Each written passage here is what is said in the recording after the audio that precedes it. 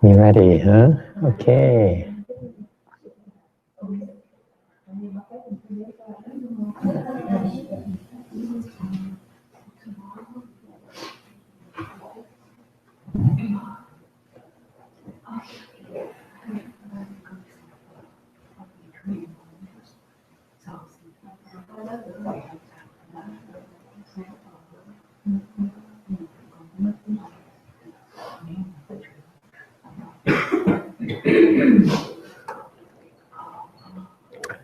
Hello everyone, chào quý vị.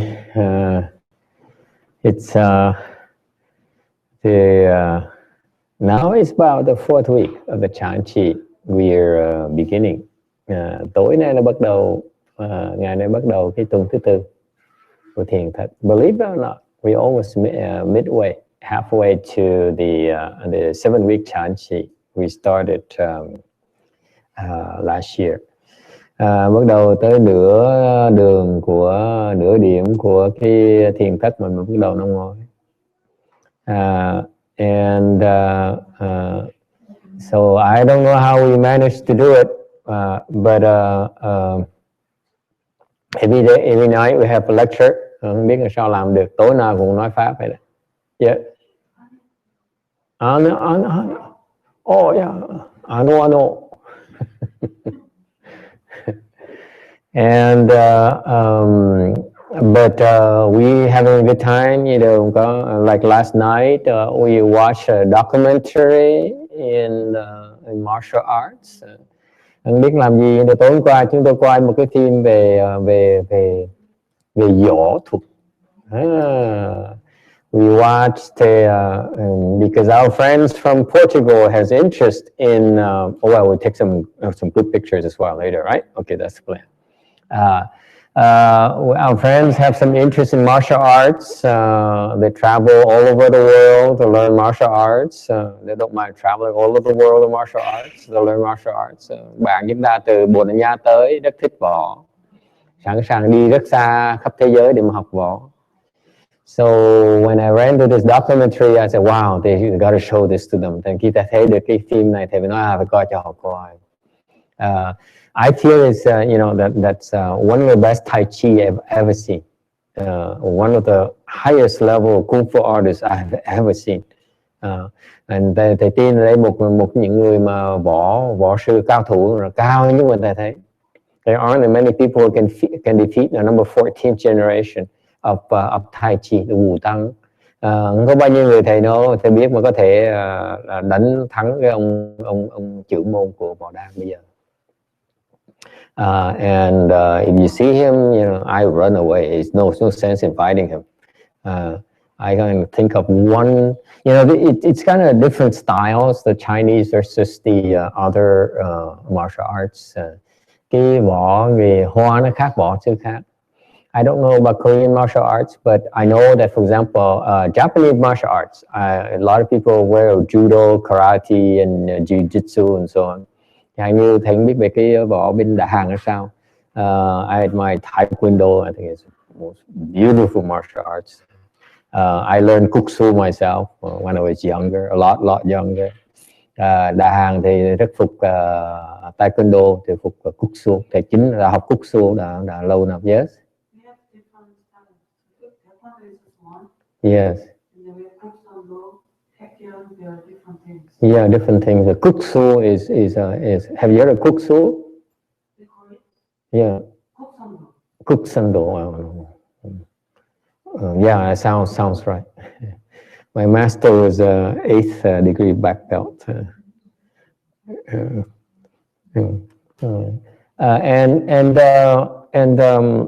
The Japanese, I know, for example, I saw a Japanese karate master. Hàng như thầy có một cái ông qua một cái ông trên cái ông võ sư người Nhật Bản, and he practiced what we saw last night. He can learn to fly, do flying kick. He fly up and kick the person riding a horse. You can kill him with just one kick. Ông tập cái võ, ông bay lên, ông đá vào cái người trên cao như vậy, thì ông đá cao độ đá cái người mà ngồi trên cưỡi ngựa đó, đá ta chết, một cú đá là chết nhá, chết. So it's very impressive. And then he takes a baseball bat, you know, American baseball bat, wooden one. Ông lấy cái cây mà đánh baseball đó, bằng gỗ đó. He flip up like this, the butt coming up like this. They hold it. His students hold it like this, and he takes his hand and go like this. He breaks it. Here. Rồi ông thấy học trò ông giữ cái baseball bat rồi, học trò rồi ông cầm cái tay ông đánh chỗ này nè, quơ một cái như he breaks it, clean break. So they're very, very powerful. They practice very, very powerful thing. Just like I know Taekwondo, you can have very destructive powers. Giống như bên thank you. Like in như bên Taekwondo, ta đá phá, công phá dễ sợ. So the Koreans and the Japanese are very, very, very powerful. Cái võ bên Nhật với Đà Bản, it seems to be that way, huh? The Taekwondo, at least, and the Karate are very, very powerful. But the Wutang, the Tai Chi is very soft. Còn cái Tai Chi nó rất là nhẹ nhàng. And that's why it's very hard to hit them. You cannot hit them straight on. Hit and you go like this. And đánh mấy người đó khó lắm. Very hard to get a good hit on these people. So the only person I know of, I feel, can defeat this guy is a Chinese monk, a Shaolin monk. But he's obscure. No one knows about him. Don't even know his name. Just saw how he did it. Yeah. Ip Man? Oh, Ip Man. Oh, Ip Man can defeat anyone, I believe. He's numero uno. Câu hỏi vậy chứ có một cái ông người sư Thâu Lâm ở chùa Thiếu Lâm, thầy thấy ông nó đánh hại ông này được.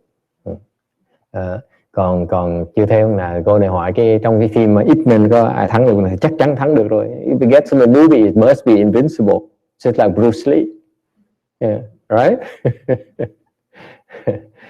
All right. Let me ask you though. I'm sorry, those of you who haven't watched it yet. We watched the documentary on the Tai Chi masters. They're the best Tai Chi I've ever. And so there's a 14th generation teaching 15th generation, teaching low lives like us. Okay, so 3 generations you see. Mình thấy 3 cái đời luôn, đại chi luôn. And so you saw the 14th generation, 15th generation. I asked you, is there a difference between 14 and 15 or not? Thầy hỏi cái vị, tối hôm qua có khác biệt giữa 14, 15 đời, 14, 15 khác nhau? Yes? Big difference, isn't it? Why is that? This has to do with meditation, by the way. Yes, this is lecture on meditation, not Tai Chi. Yes, Samadhi level is different, absolutely. Hỏi cái khác biệt giữa đời 14, 15 khác nhau, khác rất nhiều. Đương nhiên định lực nó khác. What else is different? Better concentration. The 14th generation, you know, the teacher has much higher level of concentration than the next guy. For 15th generation, no doubt about it. What else is different? Why? Why is it different? Tại sao nó khác nhau? The movement. I tell you, you won't be able to answer. I'll give you the answer right now. Yes? You have an idea? Why do you move your hands like this? Is not Tai Chi. Nó múa chứ đánh là chi vậy? The 15th generation, he can fly even higher than the Japanese master who practiced kicking, high kicks to kill the horse riders. He can climb even higher than that. Okay? Cái ông đời thứ 14 á, đời 15 ông bay lên cao hơn nhiều đúng không? He can walk on walls. My master can do that, by the way. My Kuksu master can do that. He climbs on walls. He can walk on eggs. It's called Qigong. There's a light body practice they talked about. It's quite common with the Chinese. They practice Qigong. They walk on eggs. The guy, my master, really walk on eggs. And he walks on walls as well. He says from Chinese origin. Okay, so this guy, he can fly and climb on a horse on a wall and kick you, and he can do very impressive things. And the one thing that makes him different from his master is what? Can you tell the difference? Khi mình biết sự khác biệt giữa cái ông đời 15, đời 14 gì đó? The difference is that very subtle. I have to tell you because we don't have a lot of time. Tonight we only have another hour left. The difference is that the 15th generation is a show-off. He likes to show off. Cái khác biệt á, là cái đời 15 á, ông thích lòe loẹt. Cái đời 14, you see him, the 14th generation, he talks about how to kill people, how to move. He doesn't talk about how to show off, Qigong and sword fight. The real people, the real martial artists is about how to kill your opponent, not how to show off. And because of mindset of showing off, he's not going to be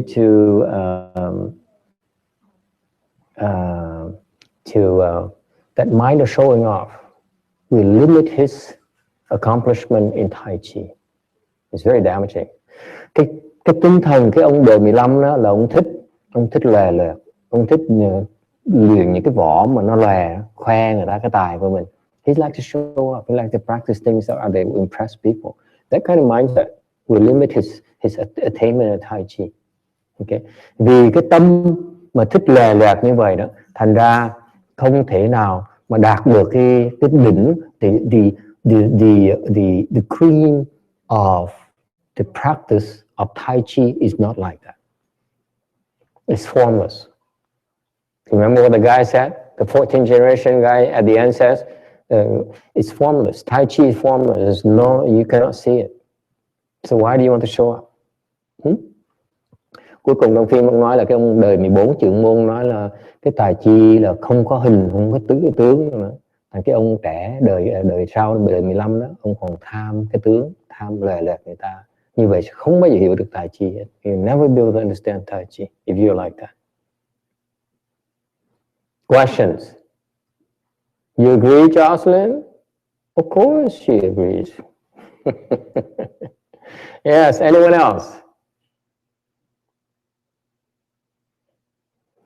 And that has to do with the kind of mindset that you bring to your endeavor. Thầy đang nói về cái tinh thần của quý vị, cái tâm của quý vị mà quý vị có khi quý vị bắt đầu một công chuyện. Okay. For example, we're talking about 15th generation Tai Chi master whose mindset says, I like to learn this because at school I want to learn all the things to, so impressive about Tai Chi. Because of that, he will not be able to understand fully what Tai Chi is about. You see that? He limits himself already. Vì cái ông này, ông tới, ông làm việc như vậy, ông muốn học cái lòe loẹt của Tai Chi, và tự động chỉ muốn tìm những cái lòe loẹt Tai Chi mà học thôi. Thầy không thể nào hiểu được cái cao của cái cầu chiều sâu của Tai Chi. You see that? Same thing in meditation. You come to meditation, nhưng mà người tới giống như thiền cũng vậy. Come to meditation and you say, Master, I want to learn Chan. The Chan is kind of cool. Nó tới nói, sư phụ, cũng muốn học thiền. And my goal is to get along with my father. Và tôi muốn get along with my wife. Tôi muốn có sự liên hệ mật thiết hơn cha tôi thôi, hoặc là muốn thương vợ tôi. I like my eyes. I like to make my wife love you more. Okay, I like to be more loving than my wife. Okay. Then what you're getting out of Chan is just that. We're going to teach you more than that. Get better along with your father and your wife and your children. That's it. Là quý vị tới thiền như vậy là quý vị tự động chỉ học được chừng đó thôi. Okay? And once you get there after 4 years, what do? What the heck? What do I do now? Thì sau tôi lúc mà thiền 4 năm trời rồi, tới được cái đó rồi, có đời tôi hỏi, ủa? Tôi đời tôi chừng đó thôi hả? My life has no goals, has no meaning. Cuộc đời bây giờ không có ý nghĩa nữa. The last 4 years been full of meaning. 4 năm vừa qua cuộc đời nó có ý nghĩa đầy đủ dễ sợ lắm. Now I reach my goal, I make my father cry. I make my father eat the palm of my hands. That's it. I can die now. Bây giờ mình cha mình thương mình, phục mình, kính trọng mình là đủ được, cuộc đời mình là đầy đủ rồi, thôi mình chết cũng được rồi. Yes. All right. Meditation, like everything else, you're the one who limit yourself. Quý vị biết không? Cái thiền là tất cả cái pháp môn khác đó. Mình tự hạn chế mình. You choose to limit yourself. Quý vị tự hạn chế mình. Okay? All right? Any questions about that? Ai thắc mắc gì không? Bless you. God bless you.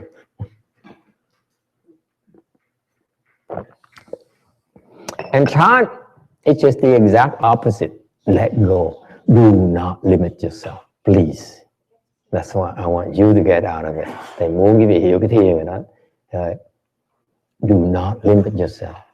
If we do chant in order to realize our highest potential, the best we can be, the armed forces. That's a commercial. Never mind. That's a very American commercial.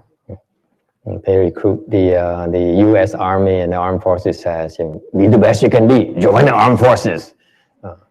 So that's chant too. Okay. Any questions? That's it.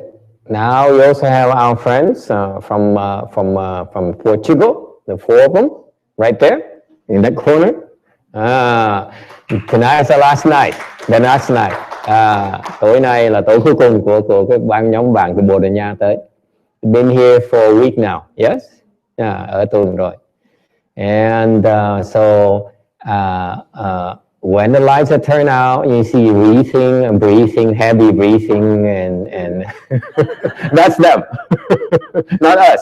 Hello, children. Tối mà khi mà đèn nó tắt rồi, cái gì nghe rên rít là họ, chứ không phải mình đâu. Okay. They came here for pleasure, seeking taking a vacation during Christmas and New Year, tới đây để mà nghỉ hè, and they ended up being talked into submitting to pain and suffering. Mà tới đây tự nhiên quyết định là tu, and we hope that you got something out of the week. Hy vọng quý vị học hỏi được một tí. Yes. We enjoy having you. I know Shana enjoyed taking you around, and we thank Shana for being such a gracious host. Và chúng tôi cũng cảm ơn cô Shana đã bỏ thì giờ ra dẫn họ đi chơi này nọ. And some people took them to, what did you take them? Phở? Laguna Beach. Oh, that's beautiful. What? Oh, okay, yeah, okay, you enjoyed it. Oh, that's good, yeah. So, that's the nature of Chanchi, by the way. We will have fun first. Cái tiền thất mình vậy đó. Now Cảnh is here, I better talk about chant. She only comes here to cultivate, okay? Cô Cảnh tới rồi, bây giờ mình phải nói chuyện đàng hoàng. So, look at that, no me. I'm here to have fun too. They're leaving tomorrow, Almighty, and I also thank the people who came to cook the temple to cook for them. Cũng cảm ơn những người đã tới bỏ thì giờ tới cơm nấu ăn. Today we have vegetarian phở, the best in LA, by the way. Bữa nay có được ăn phở chay, ngon nhất ở vùng LA này. That chef cook right there. And then that one next to her have some hải naan chicken. Go get an old hải naan. So we're very lucky. In a prior time, we're much more austere and really serious about cultivation. Now at Chanchi, it's just like the food is so good, so you know. Mấy cái tiền Tết năm trước thì ăn cực khổ sở lắm, năm này thì đồ ăn ngon nên so we all gaining weight. Yes. So since it's the last night, maybe we can ask them to share with us their experience or make any recommendations I like to make so that we can improve next time around. They also already made reservation for next year already. Okay. Họ đã hẹn năm sau trở lại rồi. So yes, would you like to say something? Yeah. Yes. Sorry for the heavy breathing. Call it the breathing technique. Xin lỗi đã thở hổn hển. You haven't graduated yet. The next level is crying. We still have time. Thở hổn hển chưa sao, tiếp sau là phải khóc. Yes. Most of all, I would like to thank you all for the nice experience. You were so helpful, so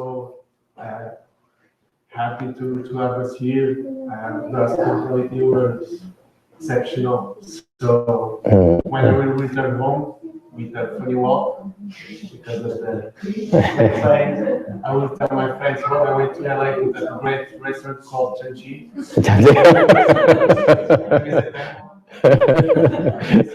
Nói là thứ nhất ông tới đây ông cảm ơn chúng ta rất là đối đãi họ rất là tốt và ăn uống rất là nồng hậu. Và ông nói lần ông về ông sẽ kể cho bạn ông là một tuần ông tới thiền thất ở cái restaurant ở LA rất tôi rất là giỏi, ăn rất là ngon. Yes. And little results that I bring back with me, it was because of my lack of letting go. Yes. Where there are seeds, there are sprouts that we work to make them grow, and so I can repay the kindness and the teachings that you gave to me, to us. So it's just the start. Ông hỏi, ông nói là ông đem về cái bài học là phải xả, letting go, let go. Let go is the spirit of Chan.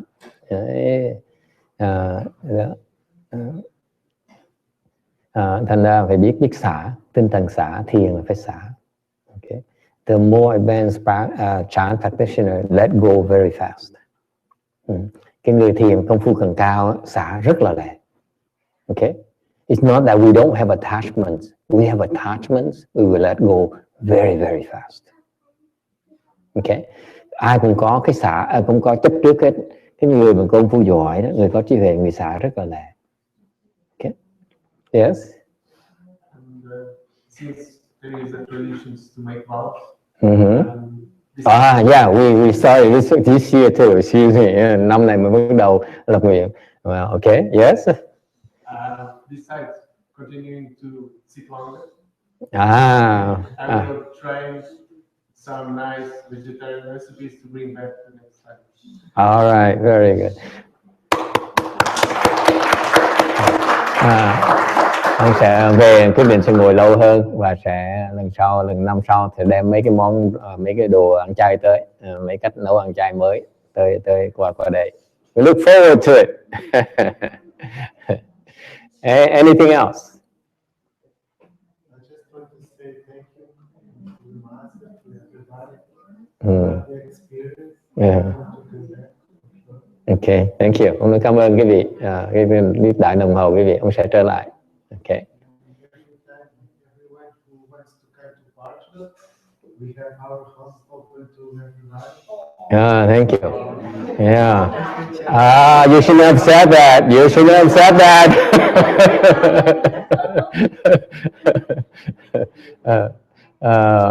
Mời quý vị tới qua bên Bồ Đào Nha, ông sẽ tiếp đãi. Yeah. She has an idea where to go for next Christmas. Anyone else who'd like to say anything to them? Yeah, let's keep it open. I don't have to talk all the time. Mm-hmm.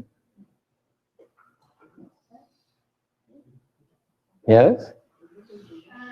I also want to thank everyone, to master, to Max, to other people.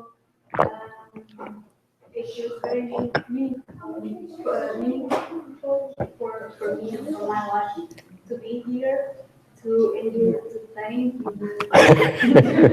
was really hard, but it worth it because now I feel much more peaceful and calm and happier. And excellent. Can I translate before I forget? Thank you. Cô này cô cũng lần đầu tiên tới. It's her first time here at the temple, at the Chanchi. First time. Lần đầu tiên tới thiền thất. Và cô nói cô cảm ơn cô đã tới đây.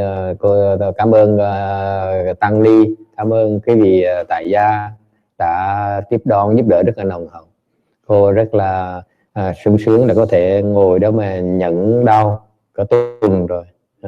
Và sau cơn đau đó, vì làm cái tuần đó, cô cảm thấy rất là an lạc, rất là sung sướng hơn trước nhiều, và cuộc đời có ý nghĩa. Okay. It's amazing that the Gita says that she finds meaning in life through enduring pain.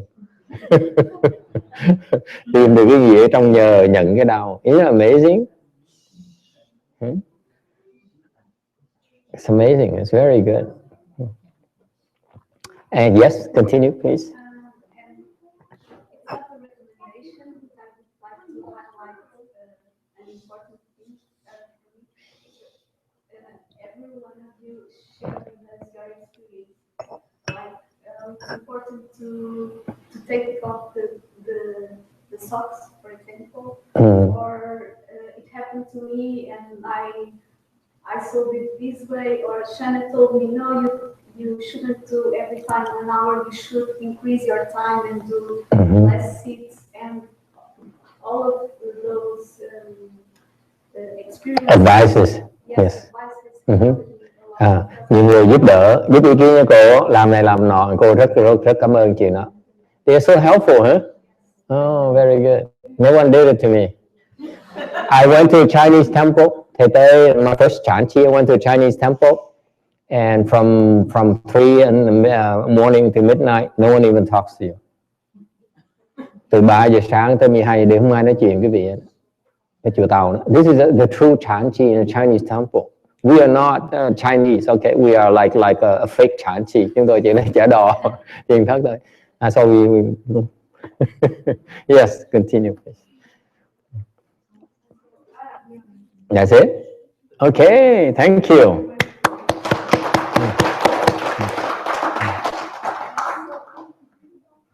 would like to thank Miguel for bringing us here. Oh, yeah, how sweet. Yeah. Thank you, Miguel, for bringing your friends. We enjoyed it. Và cảm ơn ông Miguel đã mời bạn ông tới. First of all, I'd like to thank everyone.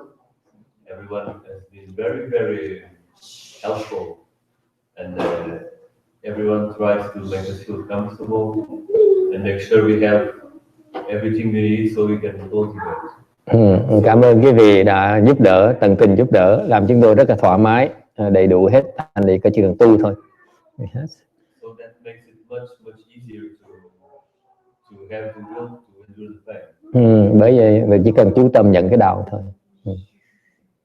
So I'm very grateful for generosity of master of nuns and lay people. And I'm very happy that my friends could come with me because this is my third time here. I don't know why I keep coming back.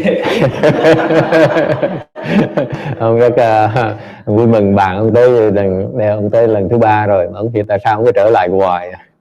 It doesn't get any better, the pain, right? It gets worse every year.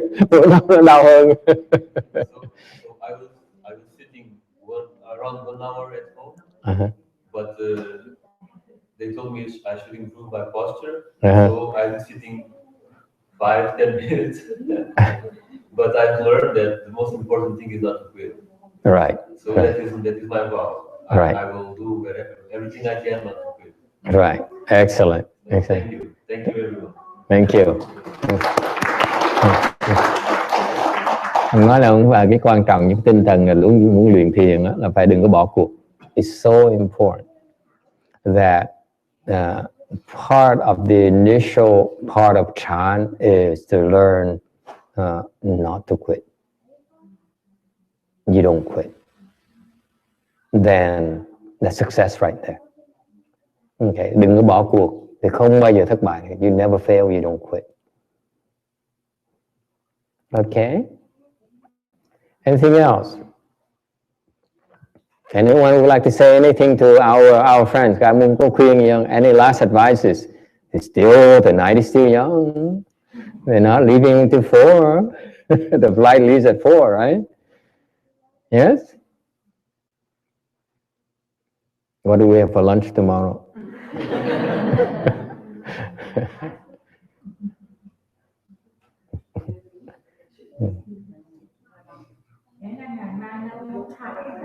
Ngày mai nấu thai hả? Tom yum soup, Thai soup tomorrow. Sean said, I'm coming. You're welcome to join us tomorrow. Yes? See your mouth properly. Yes. Anything else? Yes. Tomorrow, Yoga Expo. Yoga Expo. Yeah. At 4 p.m., if you happen to be in the downtown area, we have Yoga Expo in convention. And then at 4 p.m., we are going to have child meditation in the expo. Ooh, competition. Chiều mai có có dạy thiền cô này dạy ở đằng LA Convention Center 4 giờ chiều. China is very active promoting China. Cô này rất là đắc lực mà khích trương cái thiền tông. Okay, you should join her. You should swing by if you have a chance. Ai tới được thì tới đó mà coi thử. Okay. Anything else? Okay, and I have nothing else for you tonight. Tối nay không có gì mà nói nữa hết. Unless you have something you like to discuss. Khi các muốn nói gì không?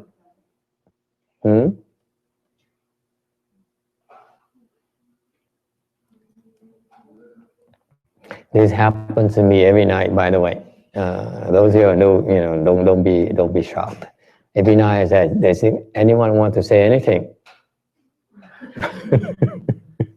Tối nào hỏi cũng vậy, mặt ai cũng biết gì á.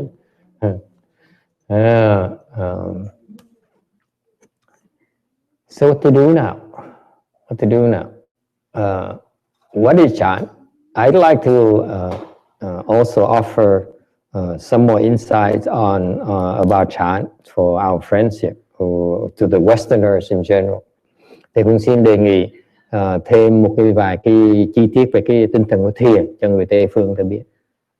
What is Chan? There, in the context of somebody asking, I want to learn Chan so that I get along better with my family, my loved ones, my parents in particular. Thì có người nói là trong tinh thần nói là tôi muốn học thiền để mà có sự liên hệ tốt hơn với cha tôi. So now that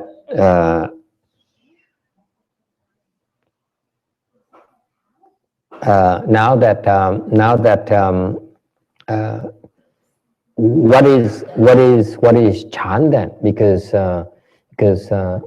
if you practice meditation, Chan meditation, cái việc tu thiền tự động, naturally, the nature of Chan is self-improvement. Cái thiền là tiến bộ. You self-improvement in the direction of becoming a better person. Tiến bộ để thành con người hoàn thiện hơn, tốt đẹp hơn. Not just any kind of meditation. Just any kind, you know, the difference between Buddhist meditation and other form meditation is that Buddhist meditation, the basis of the Buddhist meditation, the core of Buddhist meditation is to become a better person. Tại vì cái gốc, cái phần quan trọng nhất của cái thiền Phật giáo, thiền tông Phật giáo là trở thành con người tốt đẹp hơn.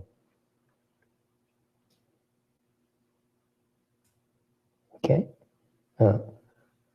If you practice Chan, you become, as you improve, you become a better and better and better person. Cái thiền, cái việc càng tu càng tiến bộ, trở thành con người nó tốt đẹp hơn nhiều. As that natural process, with that natural self-improvement, you get along better with your family and your loved ones. Tự động quý vị sẽ có cái sự liên hệ tốt đẹp hơn với người gia đình của mình, người thương yêu của mình. Okay, and it doesn't stop there. Đừng có ngừng ở đó. Okay, you should not stop there. Đừng nên ngừng ở đó. Okay, what is the higher form of goodness in meditation? Cái thiền mà cái trình độ cao của thiền là gì? Của cái tốt đẹp là gì? See, I want to contrast the Buddhist meditation versus the non-Buddhist. Non-Buddhist meditation, they want to have skills, they want to be stronger, they want to defeat others, they want to be the champion in the world, and so on.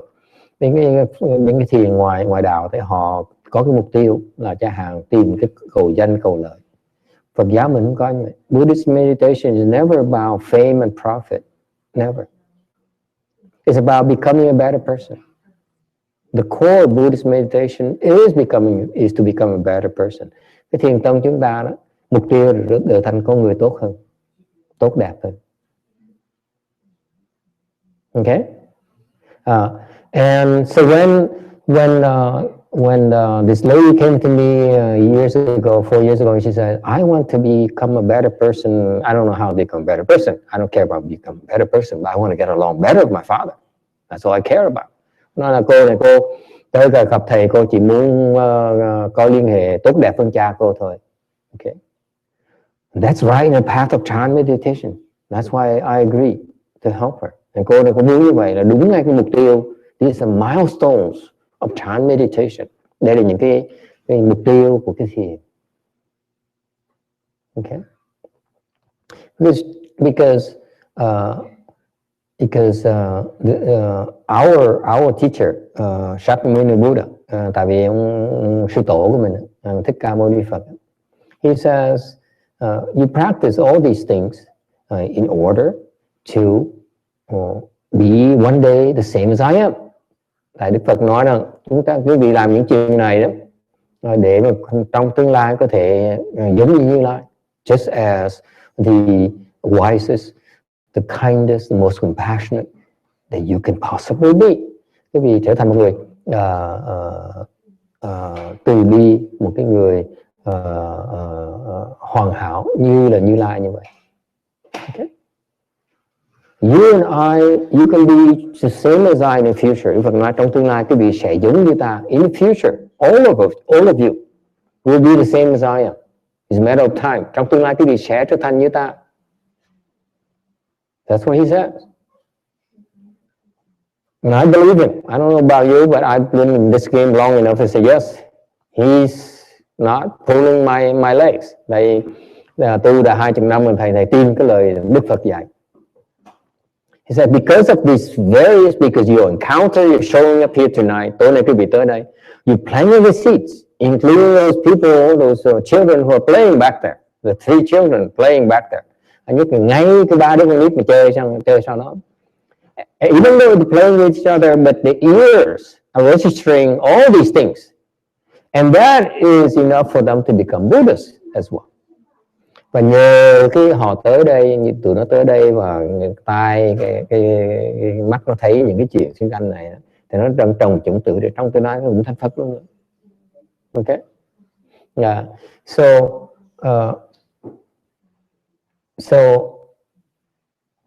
the Buddha says, you practice this thing because you have to understand there's a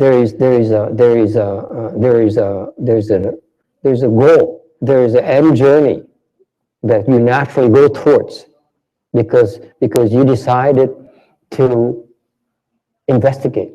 Và cái tuyệt vời chỗ này, cái vì họ tò mò. Even if you're curious, you came and you say, okay, what is this chant meditation? Quý vị tới tò mò. You bring the friends here and they say, hey, this is a chant. The chant guys are very cool. Đó là, you know, the warrior training. The brutal, the murderers.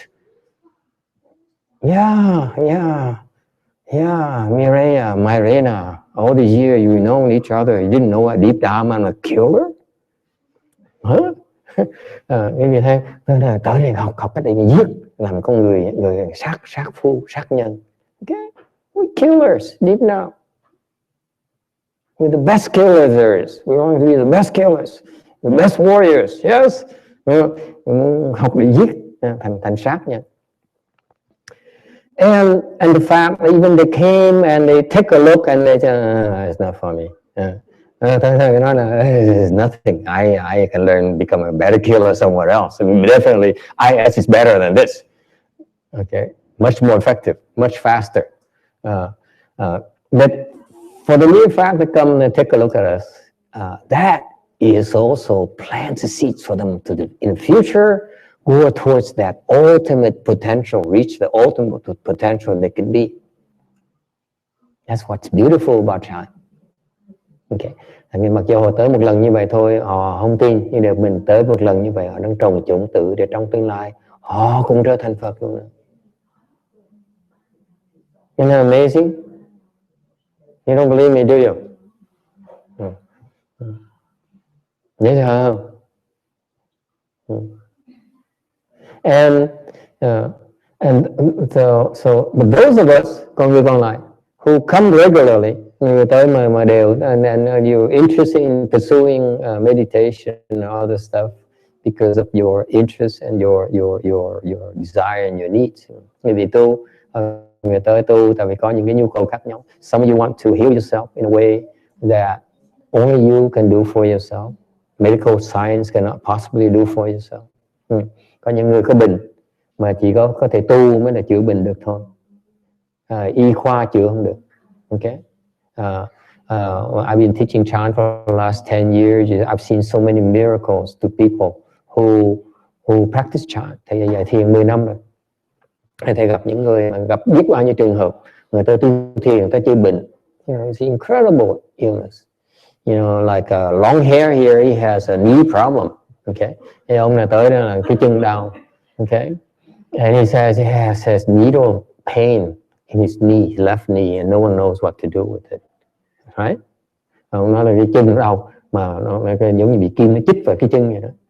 And I said, you know, why don't you just try to do chant? Don't, you know, there's a way to do that promotes the healing in that knee and see how it works. Thì nói ngồi thiền thử cho nó chữa được không? And so he advised to him to do it. And he says, over the course of a few days of excruciating pains, he says, well, the knee feels better. Yes? Less of these sharp pains that he experiences. Simply through meditation, learning to do chant for a few days. Làm tu thiền có vài ngày thôi đó, mà chân nó bớt đau. That means that actually he's healing his knee. And at the rate he's going, he's going to have a new knee sometimes down the road. Because he decides to do something about his problem. He fixes himself. Instead of waiting for it to go bad, really bad, and someone to cut it up or replace it with, you know, something metal. Replace the meat. That's what the science knows, right? Wait for it to get worse and then replace it. What's a big deal? We have time. Y khoa nói là cái gì chỉ đợi cái chân cái đầu gỗ nó hư thì mình thay cái gì đâu mà sợ. Y khoa chỉ biết chuyện đó thôi. Thế họ biết thiền là chữa trước khi nó cần thay nữa. Yeah, wonderful. So people come to Chan for various needs. Người ta thiền, người ta có những cái nhu cầu khác nhau. Okay. Now let's say you come to Chan and say, okay, so my relationship is improving, my family and my parents, so on. And let me tell you, what Chan really, the one of the major endeavors in Chan practice that I know and that most of you don't know about, including the Buddhists. Một trong những cái việc quan trọng của cái thiền tông mà thầy biết rất nhiều người Phật tử không biết luôn nữa. The Buddha says, you practice Chan in order to be the nicest, the kindest person possible. Okay?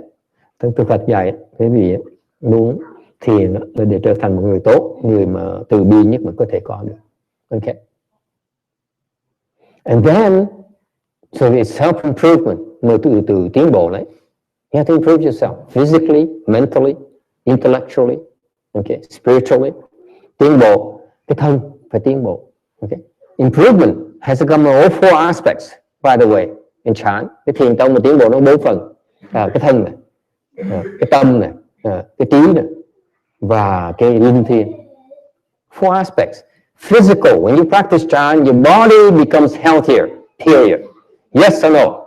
Tu thiền, cơ thể sẽ khỏe mạnh lên. And it helps you use Hans Dharma as well, and then you look even younger. Và đương nhiên, nếu cái người qua kem cô Sana này sẽ còn trẻ hơn tí xíu nữa. Okay? Your mind is sharper. Cái óc quý vị nó lè hơn. Yes or no? So much faster. Óc quý vị nó lè hơn nhiều. Okay? You are much wiser. Và quý vị có trí huệ đó. Okay. Okay. And you become smarter, và cái vị thông minh hơn nhiều, because you have better wiring in your gray matter. Cái óc cái vị nó khi mình thiền nhiều đó, công phu nó cao đó, óc nó bự ra, it's heavier, becomes heavier, by the way. The more you improve your gray matter, you weight it, you're able to weight it, it becomes heavier because it grows, has more connections. Mấy cái vị mà tu thiền á, là cái vị đo được cái óc cái vị nó càng ngày nó càng nặng. Yes. All right. And so those are the benefits you can see for yourself. Quý vị thấy được những kết quả như vậy. Then the Buddha said, you know what he says, what you should be doing next? Quý vị biết Đức Phật nói gì sao? Anyone would like to venture a guess?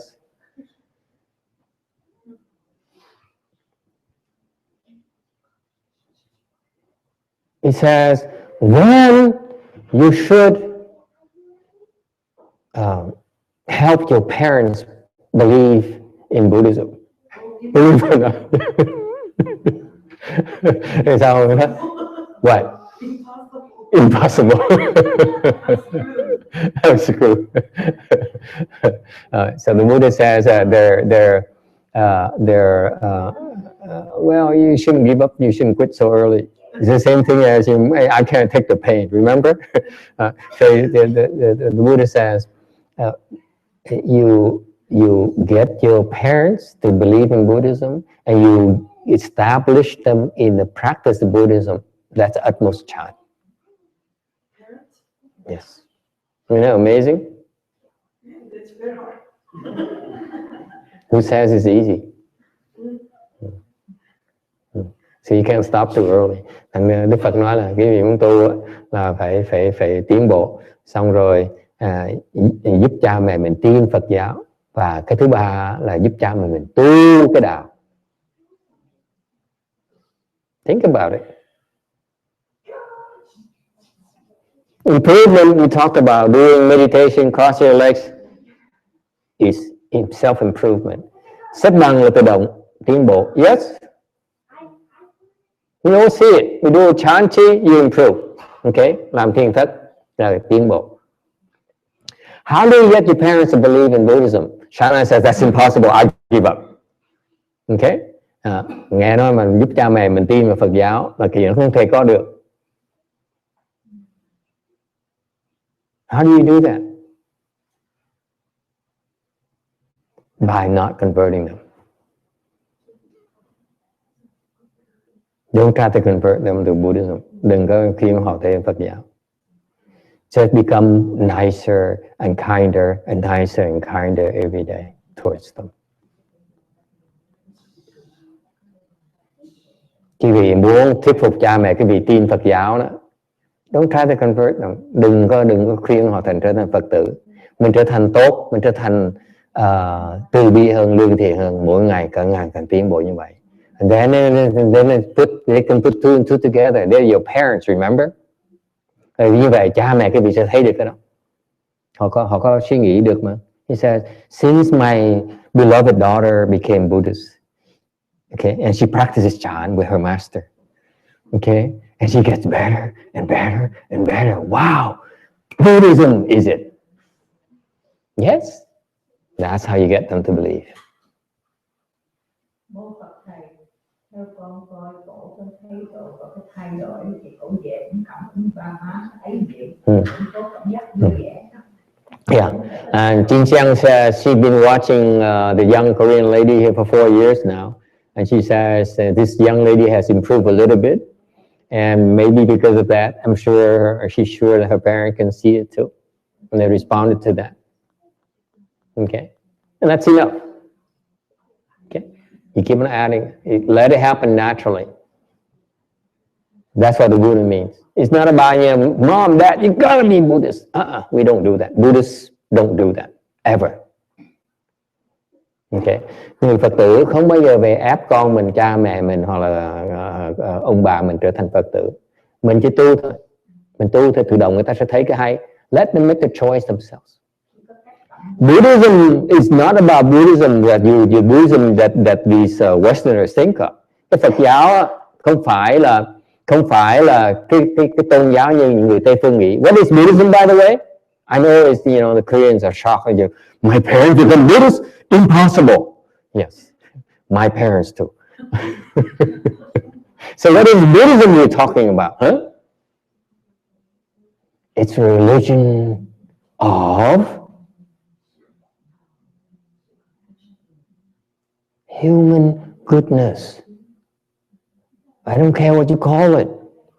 Đức Phật nói đó, cái Phật giáo này không có nghĩa là phải là Phật tử, mà một cái tôn giáo của cái tốt. You understand? You hear me? It's not Buddhism as you understand, as these Westerners see it. Cái Phật giáo này không phải là như cái vị nghĩ là Phật giáo đâu. It's the commitment to become a better human being. That's what Buddhism is about. Thành ra cái Phật giáo này mà cái Đức Phật dạy này là một cái lời nguyện, cái nguyện vọng mình trở thành con người tốt hơn. Okay, that's what this Buddhism and the Buddhists talked about. You don't care. You can call yourself, if you say, my Buddhism is that I'm going to be a Mormon. Fine, be a Mormon as long as you become a better person. You're on the path. You're on the way. Yes. Cái Phật giáo này, như cái gì nói quyết định là tôi trở thành theo đạo giáo để thành con người tốt hơn. Cái đó là Phật giáo luôn. It's still Buddhism, by the way. Yes or no? That's the Buddhism we talked about. Not just that you have to bow to Master Yung Hua and call him master or so on. No, that's not the kind of Buddhism that the Buddha talked about. Back then he didn't know about me. Cái Phật giáo mà Đức Phật nói hồi trước cách đây 3.000 năm là không phải Phật giáo mà cái gì thấy ngày hôm nay. Ngài đâu bắt là cái gì phải quy với thầy đâu. It's not important to take refuge with us, with the triple jewel. It's not the kind of Buddhism. Questions? Yes. So for example, my grandmother is just as witness. Yes. And then she's always like worried. And then I hear she's worried and she keeps Oh, time is up. Sorry.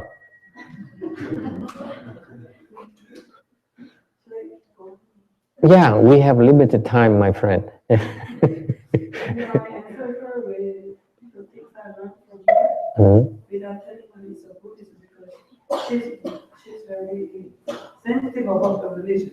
Right. So for instance, I'm prohibited to say I'm a Buddhist in front of her. Yes. Because she's concerned that I can't go to the heaven. Right. So I don't say nothing. Right. Right. But when she was speaking with so much worries, I just share what I think. Mm-hmm. And then she looked at me like, oh, Shanna, you read Bible? You sound the Bible. She didn't realize that the Bible is the same teaching as the Buddhist teaching. No, she didn't understand. Yeah. But she agreed with my point.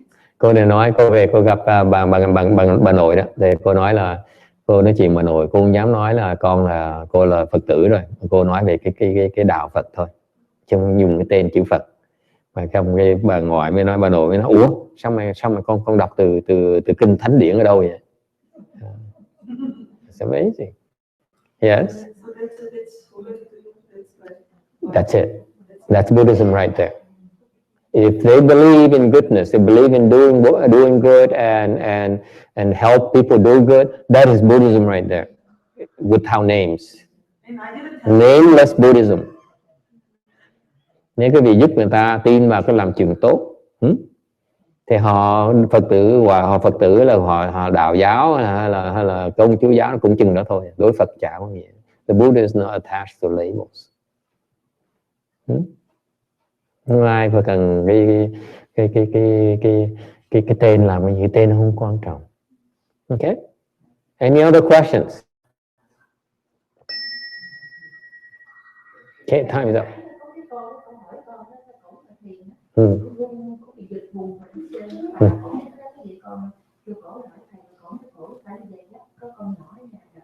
Câu nào? Câu nào?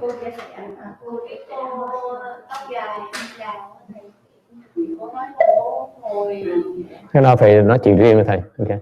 Cái nào phải nói chuyện riêng với thầy. Cái đó tốt. It's a very good thing.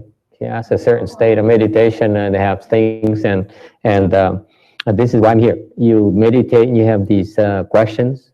This is why I'm here to help you address those questions. So have such thing, come to me. This is why I make time to be here physically. Okay, it's a good thing. The answer is that it's a very good thing. Rất là tốt. Okay. All right. She should come and see me. That's all. And number 3, make them practice the way you do. Okay. So what is that? Doing chán. Cười. Get your father to cross your legs. Get your husband to cross your legs. Biểu cha mình xếp bằng, biểu chồng mình xếp bằng. It ain't gonna happen, okay? They will tell you right now, I love you dearly. I love you more in my life, but I can love you so much this lifetime. So how do you do it?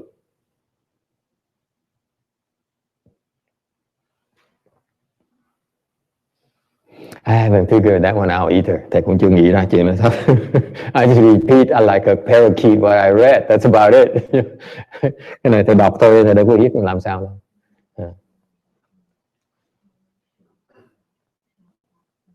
It requires teaching. How do you establish on the practice? Làm sao mà giúp họ tu bây giờ? They need someone to teach them. Phải có người giúp họ tu, right? We don't know.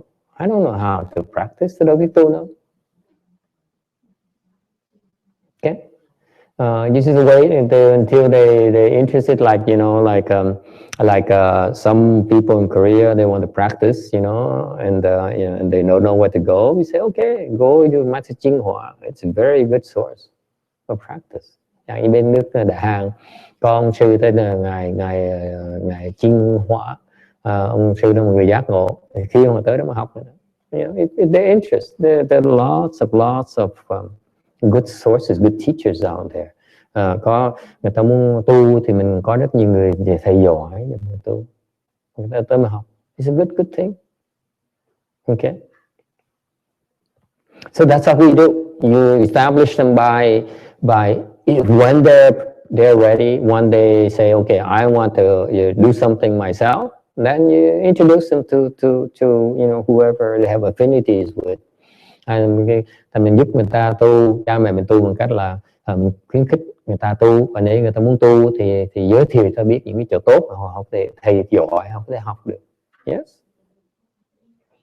So far so good. Does it help? And finally, and time is up. Và cuối cùng, the best teacher there is please.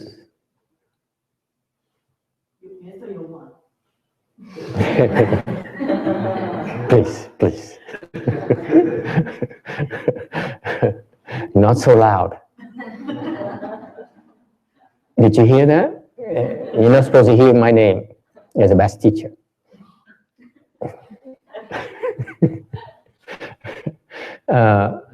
The best teacher there is thầy giỏi nhất. You want to learn Buddhism, you find the best teacher possible, right? You want to learn, become a doctor. Go and learn from the best doctor possible. Yes or no? Khi muốn học làm bác sĩ giải phẫu giỏi thì tìm bác sĩ giải phẫu giỏi nhất của tới mà học, right? You want to become a Buddhist, you want to become a good person. Go and learn from the best person that possible, right? Người muốn học trở thành người Phật giả, Phật tử, người tốt thiện nhất thì nên tới học cái người mà giỏi nhất, tốt thiện nhất mà học. And the best teacher is Buddha. And he is where? The Pure Land. Và người thầy giỏi nhất là bên Tây Phương Cực Lạc, Western Bliss Pure Land. The best referral right there. Okay. Cách mà tốt nhất giới thiệu cho họ biết. Help them go and find the best teacher. Okay. Possible. Là giúp họ tới học cái người thầy mà giỏi nhất.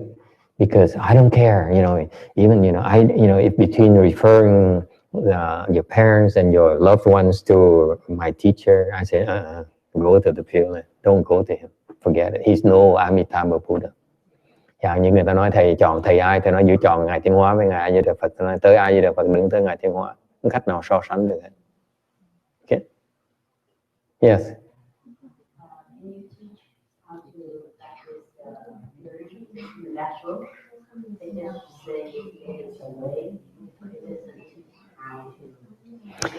The Pure Land Handbook you're referring to? Yeah. The one over there is for Westerners. We Asians have, have our own Asian secrets. You can't let them out. Come on. I mean, that one is it's only $20. It costs a lot more than that.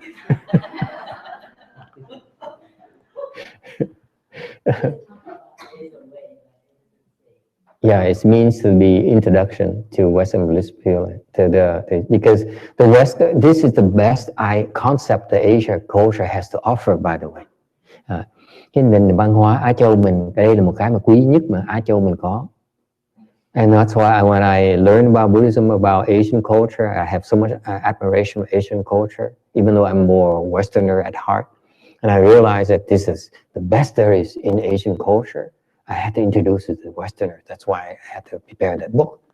Thầy trước giờ thầy theo cái sự giáo dục của người Tây Phương, phục người Tây Phương, người Á Châu. Rồi khi mà biết cái văn hóa Á Châu mới thấy cái mà quý nhất của Á Châu là cái tình độ. Thành phải biên cuốn sách để giới thiệu người Tây Phương. So I wrote the book to introduce them to an alternative to go to the heavens. The Westerners believe in going to heaven is a good thing for their parents. Người Tây Phương tin rằng cái lỗi cha mẹ mình đi lên cõi cái trời chuyện rất là tốt. Thành vậy mới biên cuốn sách đó là nói họ biết có cõi khác còn tốt hơn nhiều nữa là cõi Tây Phương Cực Lạc. So I wrote the book in order to tell them that it's a much better place than the heavens. much better. Okay, that's the purpose. And after that, if they're interested, they have to come and ask us. Okay, rồi sau đó mà khi quý vị muốn biết như vậy và tới hỏi là chúng tôi nên làm gì. Okay, ask the Asian, ask the Buddhist temples, ask your Asian teachers, and a lot of them can teach you. We're not the only ones. Okay, rồi quý vị mà tin như vậy thì nên gặp những thầy cô khác mà hỏi. Có nhiều người giúp quý vị lắm. Chúng tôi không phải là người duy nhất đâu. Okay. So far so good. And so so that's why the next question you say, okay, so how do I help my father find that great teacher? Then we talk to you individually. Khi biết như vậy thì người có quyền tới hỏi bạch thầy bạch cô, làm sao con giúp cha con đi học với người thầy đó, người thầy Phật A Di Đà, làm sao đi học bây giờ? Thì mấy thầy mấy cô sẽ giúp quý vị.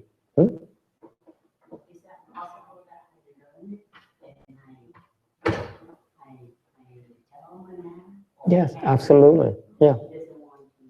Right. That's something you have to learn about, and then you have to find out what you need to do yourself. Remember, the instruction of the Buddha says, establish your parents on the practice. So you have to do it, not them.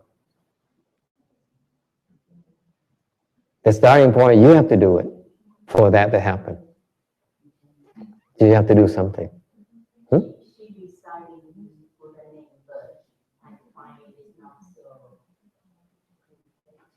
Yeah. Thành ra thầy nói cái lời Phật dạy đó là quý vị phải thuyết phục cho họ tu. Thì có nghĩa là trong cái lời dạy đó là nói là quý vị phải làm nha. Không phải riêng cha mình, con mình, cháu mình cũng vậy. It applies to your parent, applies to your husband, applies to your daughter, applies to your your enemy. You have to help them. You have to take the initiative. You have to do something about it before it could happen. Mình phải làm cái gì đó họ mới tới con đường được. And that to me it's so wise of a teaching. Cái đời Phật dạy nó hay vậy sao? It's about you practicing so that you have the blessings to be able to help others. Ở đó cái tu là quý vị phải tu trước cái đã mình mới đủ phước cho người khác. You practice in order you generate blessing for yourself, and you give those blessings to the people you care for. Okay? Mình tạo phước, mình tạo phước rồi mình ban bố cho người khác. That's how the only way they can make it. They need blessings. And you have to have the one who provides them. Là khi họ muốn tu họ phải có phước. Khi là người tạo phước cho họ tu mới được.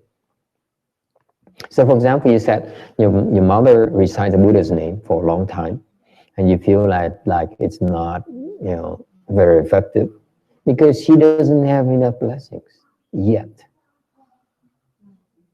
That's why she's not progressing.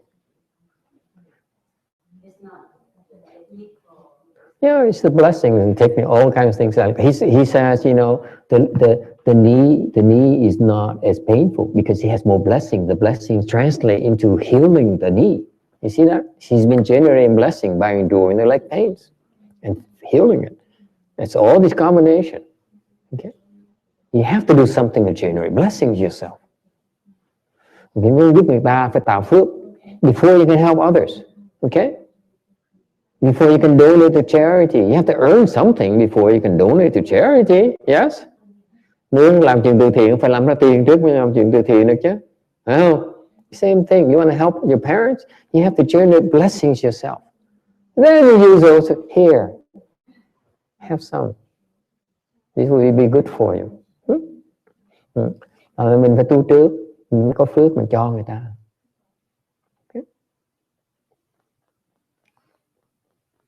Okay, that's all I have for you tonight. For real. Okay.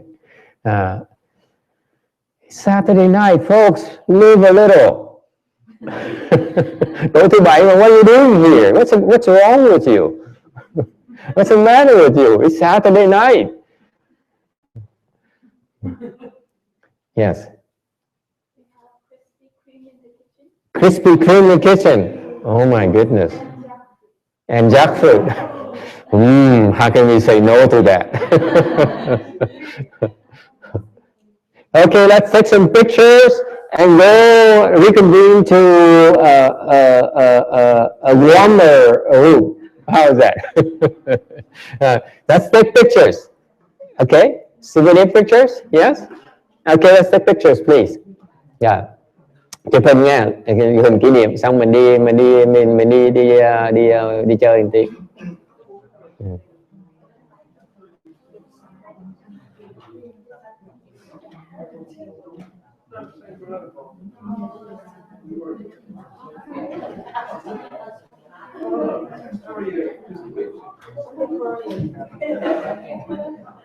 Hello. Only she can get him to bow to me. You know, he's been here for the 2 days now. He doesn't bow to me. He knows what he's doing. Okay, come on, gather, please. Get close, get close. Let's take some nice pictures. Yes. I have some pictures too. I got some pictures too myself. Yes.